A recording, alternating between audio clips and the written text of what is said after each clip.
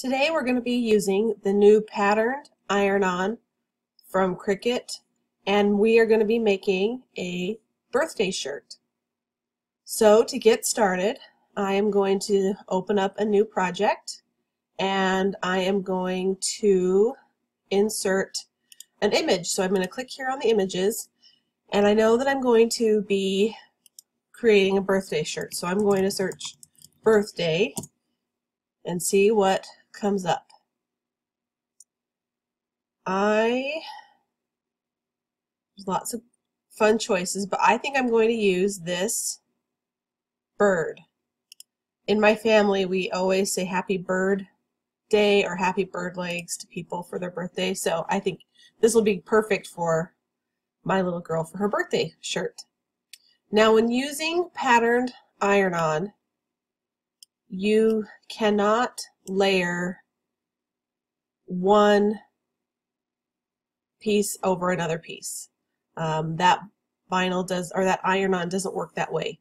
So because over here in my layers panel I can see that if we turned off the brown bird, we'd have a full blue bird, and I will not be able to put one pattern here and then put another pattern on top of that. So what I'm going to do is slice the image and only use the parts so that they'll be flush with the shirt. So how we are going to do that is we're going to select everything, and over here on the bottom of the layers panel it says slice. So we're going to slice our image, and it looks normal, but you can see that there's different pieces all cut out. So we're going to move this off to the side for a minute, and then we're able to click on the blue part of the bird's body and move that out of the way. So now we have, okay, so now we have our pieces, so that when we iron on one colored or one patterned iron on, and then we can iron on the sections that go in, like the eye and the wing and the hat and the beaks, because I want to use two different patterned iron-ons for this. And this is how we're going to do it, since we can't layer them on top of each other. So there we go, and then we can delete this one and go from there. All right,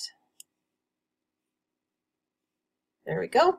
Now I'm going to create some text, and I'm going to say bird for the birthday girl.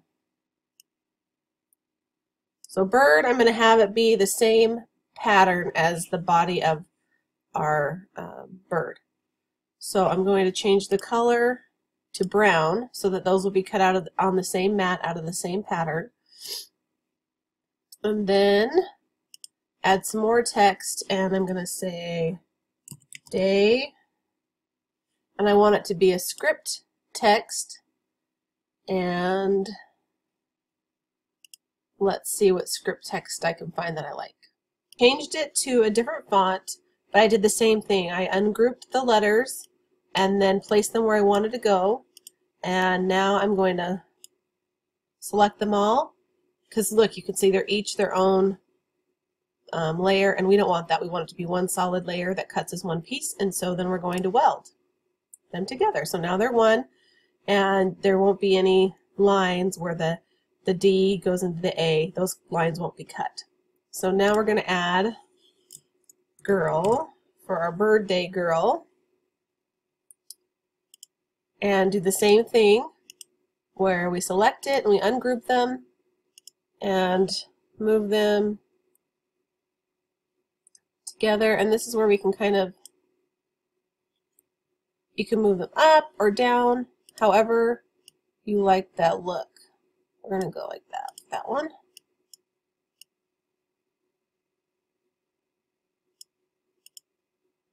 And girl, the L's will just be on its own. All that together, so now it's one solid word, and we're going to try and line these up so that they're on the same line.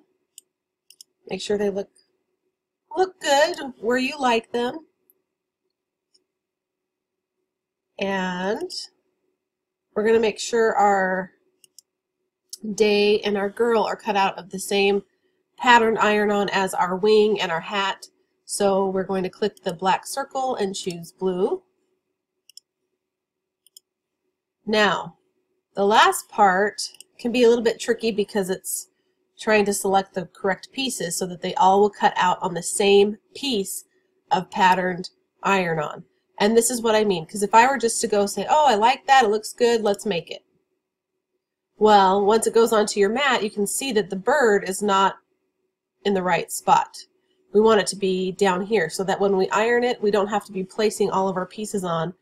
We'll get it perfectly correct on our board in Design Space, and then we cut it out so that we're not having to try and move pieces before we iron on. So we're going to go back, and we have to attach the parts that are going to be together. I think this needs to be a little bit more centered. And then I want to select the whole thing and just see how big it is to make sure, yep, that's about the size we want to fit on. This is for my 4 turning 5-year-old daughter. So I want it to be about a 6.5 by 6.5 design. All right, then we are going to carefully try and select just the brown pieces. So over here in you can see that something blue is in our select area, which we don't want. We just want the 2 pieces that are the brown, that are going to be cut out of one color, our pattern vinyl iron-on, and then the blue will be our other one. So let's see if we can do it this way. So here we go. We have our blue ones all selected, and then we're going to attach those. So those will cut as one piece, and then let's see if we can get I don't know if we'll be able to do it without. Okay, here's another way to do it. Go over to your layers panel and select the pieces you want. You select the body first and then hit, I'm using a Mac, so I hit Command, but I think Control will also work, and then select the other part that you want to be attached, and then attach those. Okay, make it, and there you go. See? It's going to cut out exactly where we want it to go in our final design on our shirt. Now, because we are using the pattern iron-on, we have to use a mirror image, and that's because we cut it out backwards so that when we turn it over, we can iron it onto our shirt. So we're going to click Mirror and Continue. And it's searching for my machine.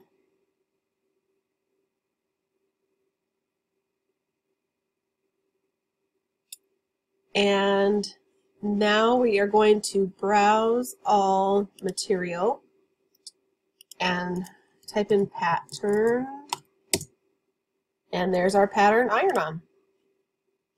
Done. Now all we have to do is put our material onto our mat and load it into the machine. We take the pattern side of our pattern iron-on and we flip it over and we place it face down onto our mat.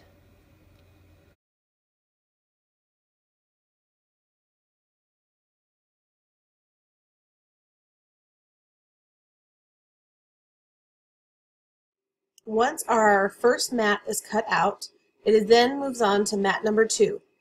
And what we need to make sure here is that here it says mirror off. We need to go in and edit that and turn our mirror image on.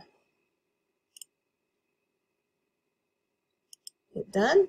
And then we can load our mat with our vinyl and press the go button. I've weeded out my 2 patterns iron-ons.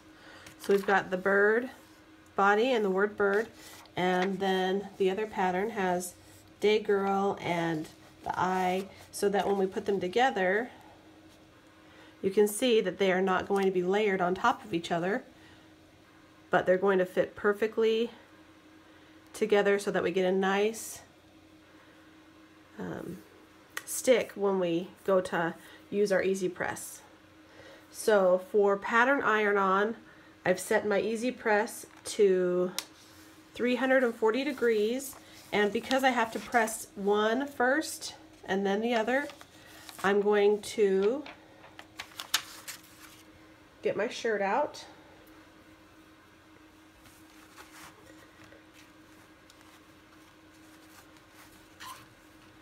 I've got it on my EasyPress mat, and I'm just going to quickly warm up the area where I'm going to be pressing. You can see my EasyPress is still warming up. So I've got the area warmed up where we're going to press our design onto, and I'm going to first put on this part of the design. And I do put them together just so I can get an idea of how it's going to look on the shirt and the placement where I want it. Does it look even? Sometimes I'll get out my ruler, make sure it's even from the sides, but I'm not a perfectionist, so I usually just eyeball. But I think that's going to look pretty good. So the first thing I'm going to do is iron on this part, this pattern iron-on part of the design.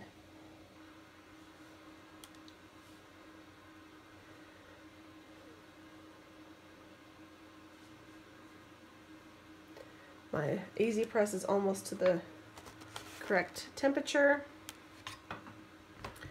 Now I'm going to press this on for 20 seconds, and pattern iron-on is a cool peel, which means I have to let this completely cool before I can pull up the plastic cover. Okay, that beep means we're ready. So I'm going to press the go button. Just give a little bit of pressure, not too much.